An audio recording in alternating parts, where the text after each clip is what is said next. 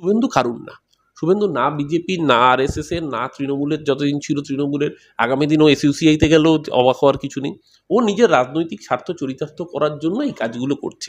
ওর কোনো ক্রেডিবিলিটি। শুভেন্দু হচ্ছে আমাদের লক্ষ্মী প্যাঁচা। আমি শুভেন্দুর কথাকে খুব গুরুত্ব দিই, কারণ শুভেন্দু যেটা বলে সেটাই মেলে। কিন্তু দেখুন, শুভেন্দু অধিকারী বলে একা শুধু তাই না, বিজেপি এমন একটা রাজনৈতিক দল, বিজেপির কোনো নেতাকে আপনি 10 মিনিট বক্তৃতা দিতে বলবেন, ও 3 মিনিটের পরে আর কথা বলতে পারবে না, যদি না হিন্দু মুসলমান বা ভারত পাকিস্তানে যেতে না পারে। সংখ্যালঘু সম্প্রদায়কে আক্রমণ যাদের রাজনীতির মূল ভিত্তি, তারা আসলে ভারতের সংবিধানকে আক্রমণ করে। যে ভারতের জাতীয় সঙ্গীত রবীন্দ্রনাথ ঠাকুর স্তবক আমরা গাই জনগণ মন অধিনায়কে, যেখানে আমরা বলি পাঞ্জাব ও সিন্ধু গুজরাট ও মারাঠা দ্রাবিড় ও উৎকল বঙ্গ, তার পরের স্তবক যেটা কবিগুরু লিখে গিয়েছিলেন, অহরহ তব আহ্বান প্রচারিত শুনি তব উদার বাণী, হিন্দু বৌদ্ধ শিখ জৈন পারসিক মুসলমান খ্রিস্টান। সেই জায়গায় দাঁড়িয়ে এই সোশ্যাল ফেব্রিককে যারা নষ্ট করতে চায় তার নাম ভারতীয় জনতা পার্টি। শুভেন্দু অধিকারী সেই রাজনীতির প্রতিফলন দেখাতে চাইছেন। আসলে শুভেন্দুর সমস্যা হচ্ছে শুভেন্দু কারুর না। শুভেন্দু না বিজেপির, না আরএসএস এর, না তৃণমূলের, যতদিন ছিল তৃণমূলের, আগামী দিন ও এসইউসিআইতে গেলেও অবাক হওয়ার কিছু নেই। ও নিজের রাজনৈতিক স্বার্থ চরিতার্থ করার জন্য এই কাজগুলো করছে। ওর কোনো ক্রেডিবিলিটি নেই।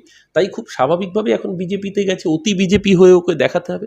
তার জন্য এই ধরনের উস্কানিমূলক মন্তব্য। কিন্তু যে কোনো রাজনীতিবিদেরই মনে রাখা উচিত, আমাদের এমন কোনো মন্তব্য করা উচিত না যেটা সম্প্রদায় সম্প্রদায় আগুন লাগায়।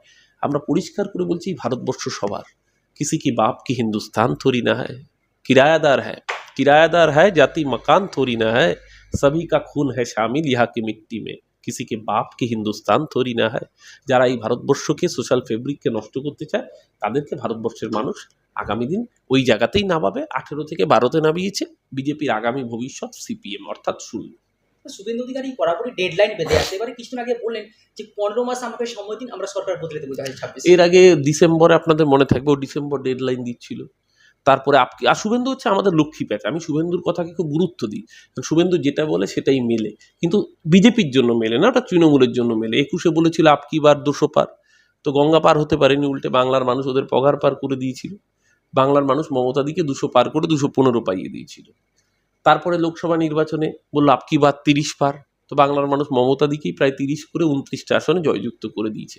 তো এবার যখন বলেছে 15 মাস পরে, মানে পরের বিধানসভা নির্বাচনে, তার মানে তখনই লেখা হয়ে গেছে পরের বিধানসভা নির্বাচনেও চতুর্থবারের মতো মা মাটি মানুষের সরকার গঠন, শুধুমাত্র সময়ের অপেক্ষা।